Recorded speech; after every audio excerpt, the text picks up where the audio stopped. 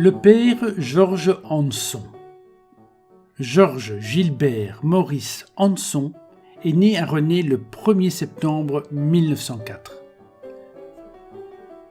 Ses parents, la famille Adolphe Hanson et Rosalie van Coppenole, ont au total 6 enfants. À la naissance de Georges, Adolphe abandonne le métier de tisserand.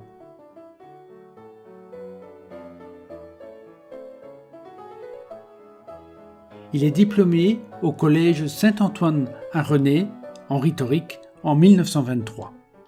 Il étudie la philosophie à l'université de Gand. Il reçut son ordination sacerdotale le 18 août 1929 à Schkeut, où il entra au monastère des Pères Schkeutisten. Sa première messe à René a eu lieu une semaine plus tard, le 25 août.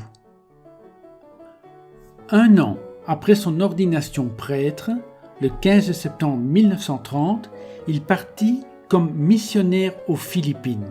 Les Renésiens le soutiennent dans son projet de missionnaire et lui apportent toutes sortes de choses pour lui personnellement et pour sa mission.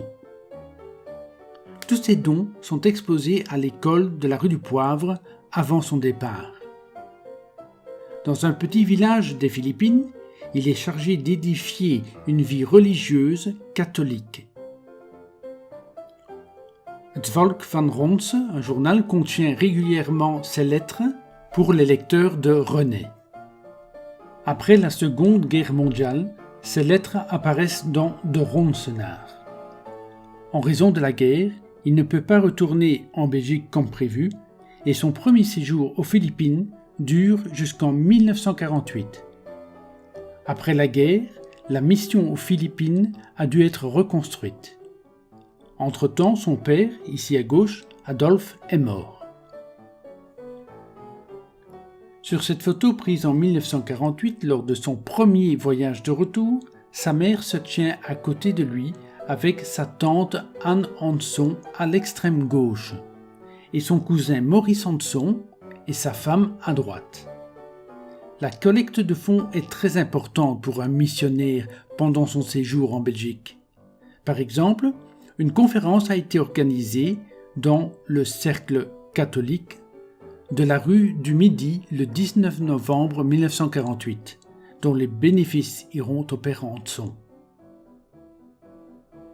Lors de son séjour en Europe, il effectue un voyage à Lourdes et envoie une carte à l'un des membres de la famille qui l'a aidé financièrement. Au cours de sa tâche de missionnaire, le père Hanson s'est principalement rendu utile dans l'éducation. En 1952, il est nommé recteur au séminaire de Manille, puis inspecteur général des écoles des pères de Schkeut. Après un séjour de 10 ans aux Philippines, il retourne dans sa ville natale de René en 1958, après avoir été reçu en audience par le pape à Rome. À René, il essaye de collecter de l'argent par le biais de conférences et de son film sonore, et de rendre les gens de sa ville natale enthousiasmés par son travail missionnaire. Sa mère décède lors de son séjour de 6 mois à René en 1958. Il peut l'administrer et la guider sur son lit de mort.